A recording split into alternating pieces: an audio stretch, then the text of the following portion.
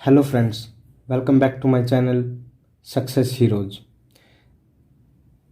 हमारी पिछली वीडियोज़ को आपने जो इतना सारा प्यार दिया, हम उसके लिए आपका धन्यवाद करते हैं और आशा करते हैं कि आपका प्यार हमेशा हमारे साथ ऐसे ही बना रहेगा। आपको अगर हमारे वीडियोज़ अच्छी लग रही हैं तो हमारे यूट्यूब चैनल सक्सेस हीरोज़ को सब्सक्राइब करें, वीडियोज़ को लाइक, कमेंट और अपने दोस्तों के साथ ज़्यादा से ज़्यादा शेयर करें। देखिए, परसेंटेज का हम एक पार्ट बना चुके हैं जिसके अंदर हमने कुछ कंसेप्ट्स और कुछ क्वेश्चंस किए थे। आज हम पार्ट 2 लेके आए हैं। चलिए स्टार्ट करते हैं। देखिए, क्वेश्चन हमें दिया हुआ है, दो संख्या किसी तीसरी संख्या से क्रमशः 25 और 20% कम है तो पहली संख्या दूसरी संख्या का कितना प्रतिशत होगी। देखिए, मान लीजिए ये पहली संख्या है, ये दूसरी संख्या है और ये तीसरी संख्या है। ठीक है, हमें ऐसा दिया हुआ है 1, 2 और 3 संख्याएं हैं। मान लीजिए पहली संख्या 100 है। ठीक है, जो हमने मान लिया कि पहली संख्या हमारे पास 100 है। ठीक है, क्योंकि 100% पूरा होता है तो हमें 100 मान लिया हमने।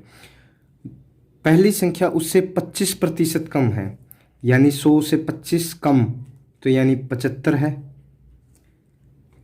दूसरी 20% कम है, यानी 100 से 20 कम, यानी 80 है।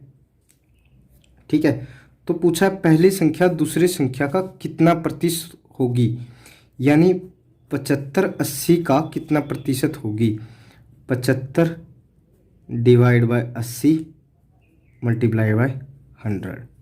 ठीक है, तो ये 20 चौका 100, 20 पंजा 100, माफ़ कीजिएगा, 20 चौका 80, 20 पंजे 100।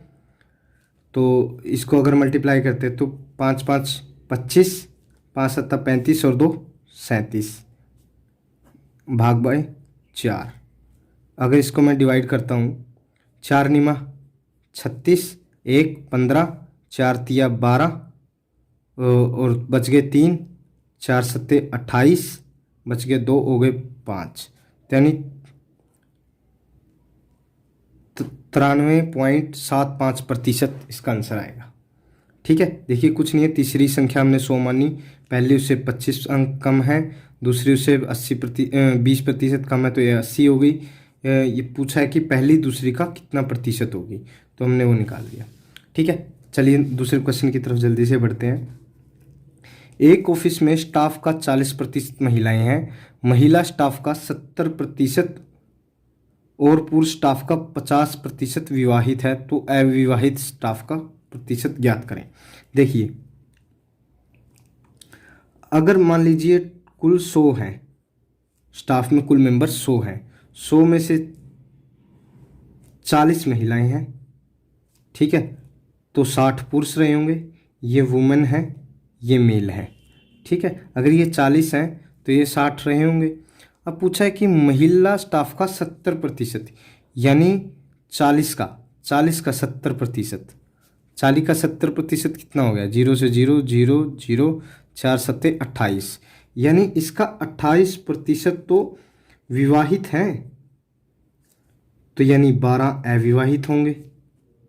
ठीक है, अब देखिए पुरुष स्टाफ का 50% विवाहित है, यानी आधा, यानी 60 का आधा 30 विवाहित हैं। ठीक है, और 30 अविवाहित हैं। ठीक है, तो उसने पूछा है कि तो अविवाहित स्टाफ का प्रतिशत क्या ज्ञात करें। अविवाहित स्टाफ कितना हो गया, 12 ये और 30 ये, 42 डिवाइड बाय 100 इंटू 100, यानी 42%। अगर ये 100 से 100 कट जाए तो 42%, तो यानी 42% ऐसा स्टाफ है जो अविवाहित है। ठीक है, चलिए नेक्स्ट क्वेश्चन की तरफ जल्दी से बढ़ते हैं। देखिए कि हमें क्या दिया हुआ है, किसी पुस्तकालय में 20% पुस्तकें हिंदी हैं शेष का 50% अंग्रेजी हैं और शेष का 30% फ्रेंच हैं और शेष 6300 पुस्तकें संस्कृत की हैं। तो पुस्तकालय में कुल कितनी पुस्तकें होंगी? देखिए, इनको सोल्व करने का बड़ा ही आसान मेथड है जो मैं आपको करवाने जा रहा हूँ।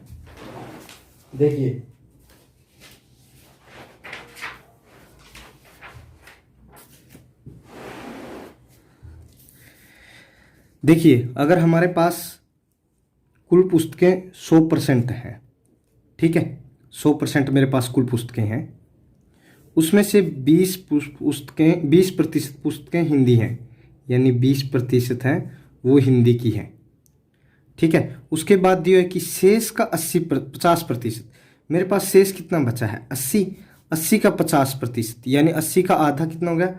40% पुस्तकें मेरे पास अंग्रेजी यानी इंग्लिश की हैं, ठीक है। अब 20 और 40 60 हो गया, बचा कितना है? 40 का शेष का 30%, यानी 40 का 30% अगर हम निकाल लें, ठीक है, तो यानी 4 तिये 12, ठीक है। ये 12 पुस्तकें, देखिए इसको परसेंटेज की बजाय हम विदाउट परसेंटेज लेते हैं तो ठीक रहेगा। ये 12 पुस्तकें हैं, ये फ्रेंच में है, ठीक है। 20 और 40 60 और 12 72 में से अगर मैं घटाऊं, 100 में से 72 घटाऊं तो 28 बचेगा।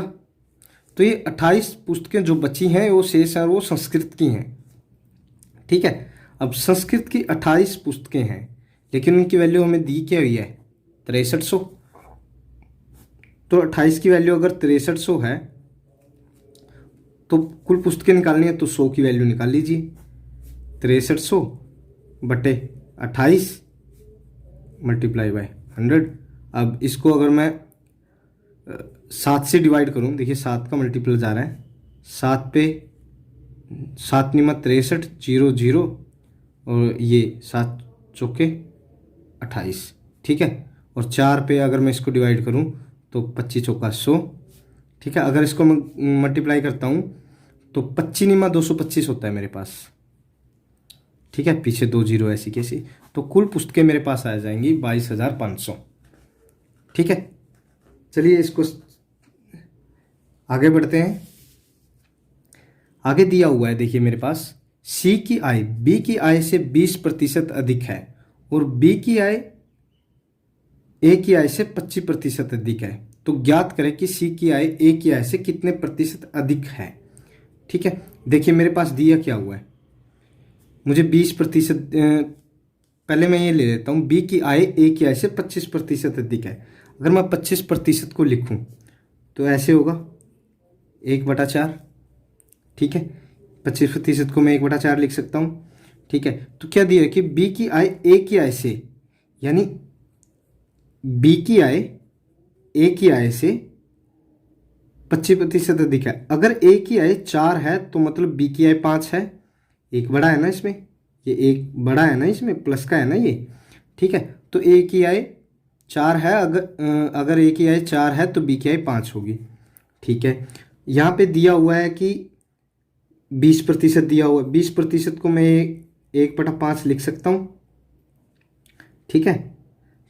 देखिए ये एक बड़ा हुआ है इसमें, तो अगर यहाँ पे ऐसा है तो मैं इसको लिख सकता हूँ कि सी की आय बी की आय से 20% अधिक है, यानी बी की आय अगर 5 है तो सी की आय 6 होगी, ठीक है। देखिए बी की आय को बराबर कर लीजिए, बी की आय अगर बराबर है तो क्या रेशो बन जाएगा? ए रेशो बी रेशो सी बन जाएगा 4:5:6, ठीक है। तो इसने पूछा क्या है, तो ज्ञात करें कि सी की आय ए की आय से कितने प्रतिशत अधिक है। सी की आय 6 है, ए की आय 4 है, तो कितना अधिक है? कितना अधिक है? +2, 2 अधिक है, ठीक है। ए की आय से कितना प्रतिशत, ए की आय से पूछा है ना, तो ए की आय कितनी है? 4 डिवाइड बाय 100, 4 पे 25, 25 दूनी 50, 50% इसका आंसर होगा, ठीक है। चलिए अगले क्वेश्चन की तरफ बढ़ते हैं। देखिए इसमें बोला क्या हुआ है, बहुत ही अच्छा क्वेश्चन है। आय में कितने प्रतिशत कमी की जाए कि आय में 25% की बढ़ोतरी को खत्म किया जा सके। ठीक है, देखिए क्या दिया हुआ है। अगर मैं 25% को 1/4 लिख सकता हूँ। ठीक है, बढ़ोतरी हुई है तो प्लस का निशान आएगा, यानी अगर कोई वैल्यू 4 से 5 हो रही है, ठीक है, 4 से 5 हो रही है,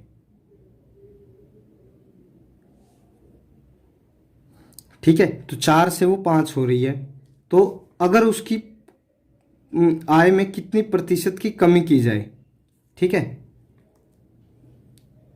आय में प्रतिशत की कमी निकालनी है ना मुझे, तो देखिए कितना कमी, अगर मुझे वापस वहीं आना है, 5 से 4 पे आना है, तो कितने प्रतिशत की कमी की जाए, -1 की कमी की जाए ना, 1 की कमी की जाए यहाँ से, तो 1 की कमी कितने पे की जाए, 5 पे की जाए ना, तो 1 की कमी अगर 5 पे की जाए गुना में 100, तो यानी 20%। अगर मैं इसको काटूँ तो 20 ही आएगा ना, 20% की अगर कमी करेंगे हम, ठीक है, तो वो 25% की बढ़ोतरी को हम खत्म कर देंगे बिल्कुल ही। ठीक है, चलिए अगले क्वेश्चन की तरफ बढ़ते हैं जल्दी से।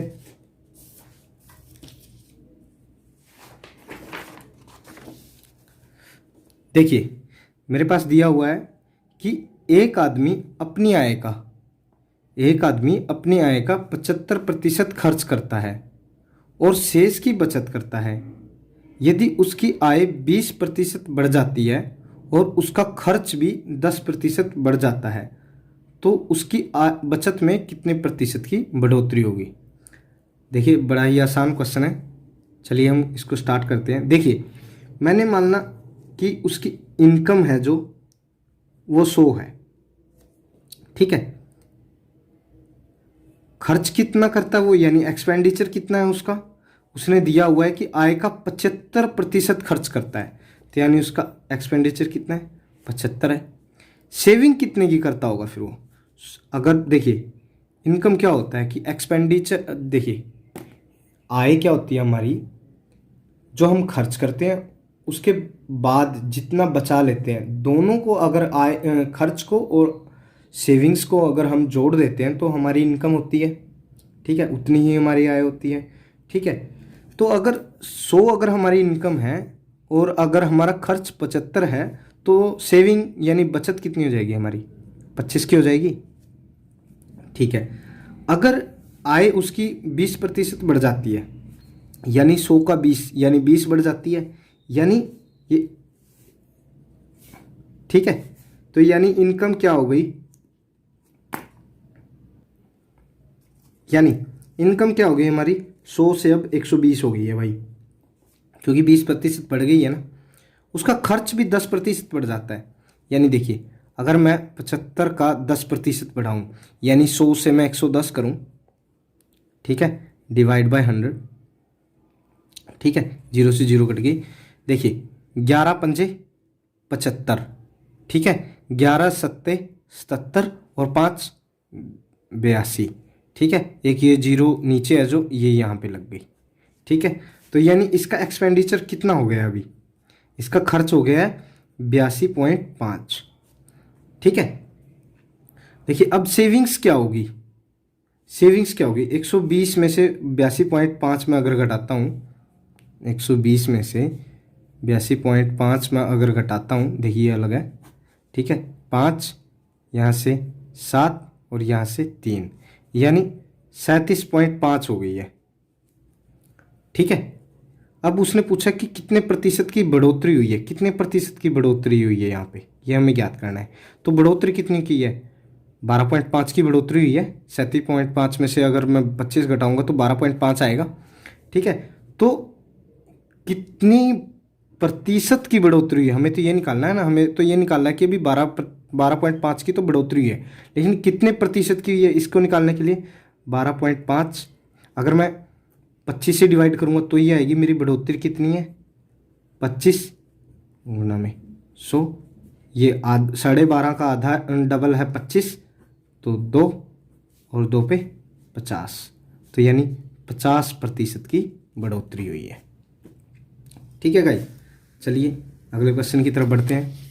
देखिए मुझे क्या दिया हुआ है कि चीनी की कीमत में, चीनी देखिए ये अगले टाइप के क्वेश्चन है जो अब जैसे जो खर्च बढ़ जाता है कम हो जाता है वैसे क्वेश्चन है, इनको हम करते हैं। चीनी की कीमत में 20% की बढ़ोतरी हुई है, ठीक है। यदि चीनी पर खर्च को पहले की तरह समान रखा जाए तो लागत में कमी और असली लागत का अनुपात क्या होगा, यह हमें निकालना है।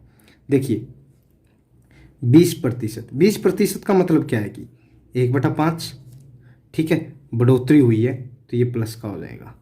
यानी अगर कोई चीज़ पहले 5 की आती थी तो अब 6 की आएगी, ठीक है।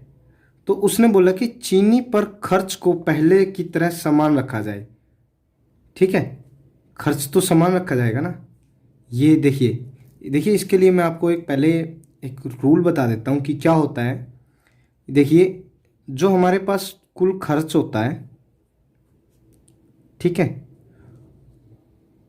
वो वस्तु का मूल्य, ठीक है, और वस्तु की लागत, ठीक है, कि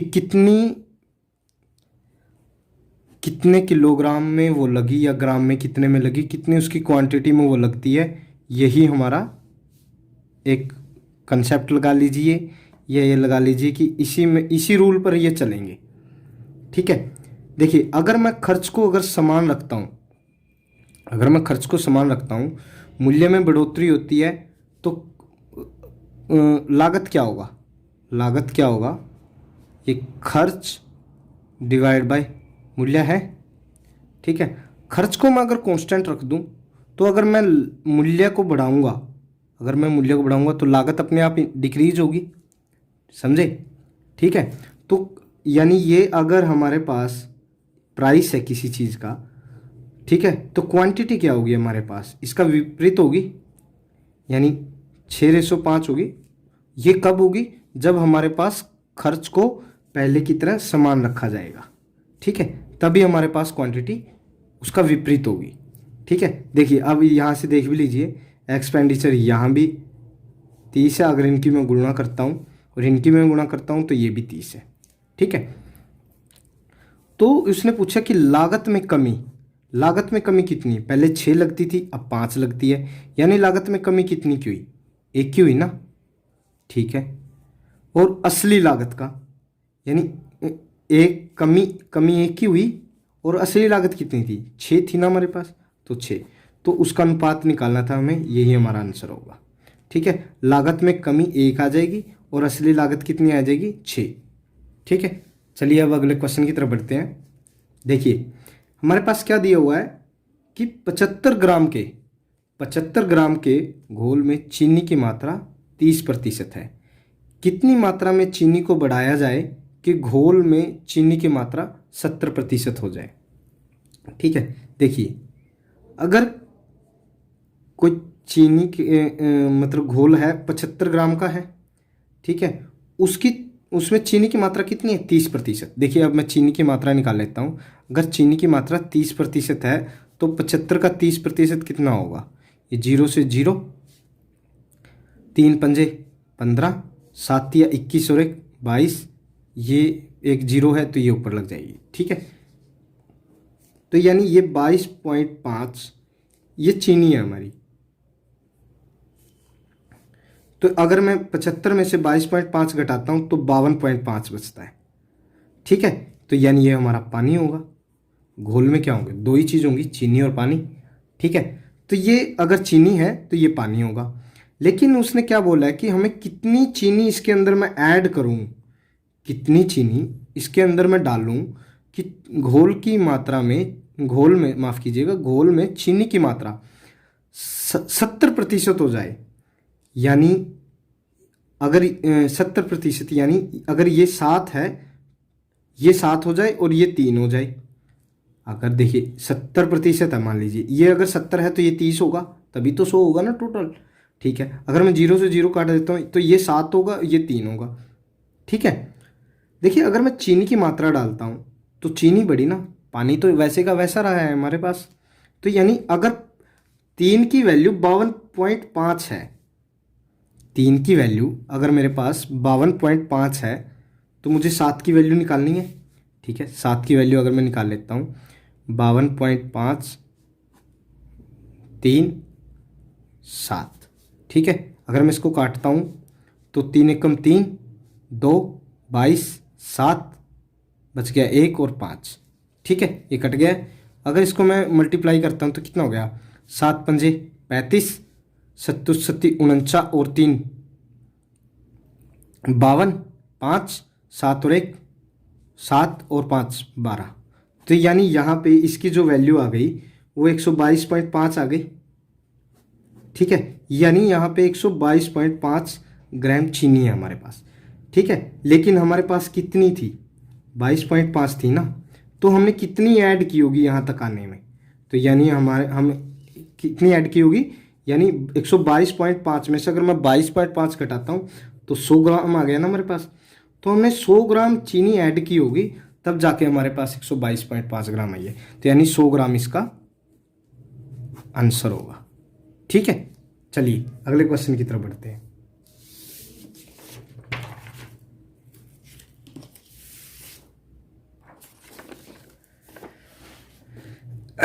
देखिए क्या दिया हुआ है, यदि किसी वस्तु की कीमत में 20% की बढ़ोतरी होती है और उसकी लागत में 20% की कमी हो जाती है तो उसके खर्च में कितने प्रतिशत की बढ़ोतरी या कमी होगी। ठीक है, देखिए वही चलेगा जैसे हमने जो रूल हमने चलाया था, खर्च इक्वल टू, अगर जो हमारा क्या होता है कि मूल्य और उसकी लागत कि कितनी क्वांटिटी में वो लगी है, यही लेके आ रहे थे ना हम पीछे भी, तो अभी भी यही लेके चलेंगे। देखिए 20% की बढ़ोतरी हुई है, यानी 20% क्या हो गया 1/5 लिख सकता हूँ मैं इसको। बढ़ोतरी हुई है तो प्लस का, यानी कोई चीज़ 5 की थी अब 6 1 बढ़ के आई है तो 5 की जगह अब 6 की बिकेगी। ठीक है, और उसकी लागत में 20% की कमी। ठीक है, कमी हुई है तो माइनस हो गया, इसको मैं 1/5 लिख सकता हूँ, कमी है तो ये माइनस हो जाएगा। यानी कोई चीज़ पहले 5 की थी और अब 1 घट के आई है, यानी अब ये घट के आई है तो ये अब 4 की बिकेगी। ठीक है, ये खर्च है, ओह सॉरी माफ़ कीजिएगा, ये मूल्य है दोनों और ये लागत है उसकी। ठीक है, तो यानी खर्च क्या हो गया, इन दोनों की मल्टीप्लाई होती है तो यानी 25 5 5 25 और ये 4 6 24। ठीक है, यानी यहाँ से कितने की मतलब बढ़ोतरी या कमी है। देखिए पहले 25 का खर्च था, अब 24 का हुआ है, यानी कमी हुई है कितने की, 1 की कमी हुई है। कितने पे हुई है 25 पे, यानी 1 डिवाइड बाय 25 इंटू 100 करूँगा मैं अगर, तो 5 चौके 4, यानी 4% की कमी हुई है मेरे पास। ठीक है, देखिए इसका एक शॉर्टकट मेथड भी है, इससे भी छोटा है, लेकिन अगर वो ऐसे ही दिया हुआ मिलेगा मुझे, अगर मुझे बढ़ोतरी और कमी दोनों दी हुई हो तभी वो लगेगा। बिल्कुल शॉर्ट ट्रिक है। देखिए क्या होगा उसमें आपको, देखिए अगर बढ़ोतरी है तो प्लस का 20, ठीक है, और कमी हुई है तो माइनस का 20। ठीक है, फिर प्लस माइनस तो यहाँ से माइनस आ जाएगा। देखिए ऐसा रूल है ये कि x plus y plus x y divide by 100, ये रूल है ये। ठीक है, अब x की वैल्यू अगर प्लस का 20 है, माइनस की वैल्यू माइनस का 20 हो गई। ठीक है, x और y यानी ये प्लस का है ये माइनस का है तो ये माइनस का होगा, तो 20 गुना 20 डिवाइड बाई 100। देखिए 20 से 20 कट गया है, अगर मैं यहाँ से 0 से 0 कट गया, 0 से 0 कट गया, देखिए ये मेरे पास -4 आ गया ना, ये -4% आएगा। ठीक है, ये माइनस क्या शो कर रहा है कि ये 4% की कमी है। ठीक है, देखिए आप इसको डायरेक्ट ऐसे भी कर सकते हैं, जैसा आपको उचित लगे वैसा आप कीजिएगा। देखिए मैं अगले क्वेश्चन की तरफ बढ़ रहा हूँ। देखिए क्या दिया हुआ है कि यदि एक परीक्षा में 1000 लड़के हैं और 800 लड़कियां हैं, ठीक है, 60% लड़के और 50% लड़कियां पास हो जाती हैं, तो हमें कितने विद्यार्थी फेल हुए ये निकालना है। ठीक है, यानी 1000 लड़के हैं मेरे पास और 800 लड़कियां हैं। ठीक है, 60% फेल हो गए। 60% यानी 3/5 लिख सकता हूं मैं इसको। ठीक है, यानी 5 की वैल्यू अगर 1000 है, ठीक है, तो यानी 3 की वैल्यू क्या होगी, 5 की वैल्यू 1000 यानी 1 की वैल्यू 200 और 3 की वैल्यू 600 हो गई। ठीक है, यानी 600 लड़के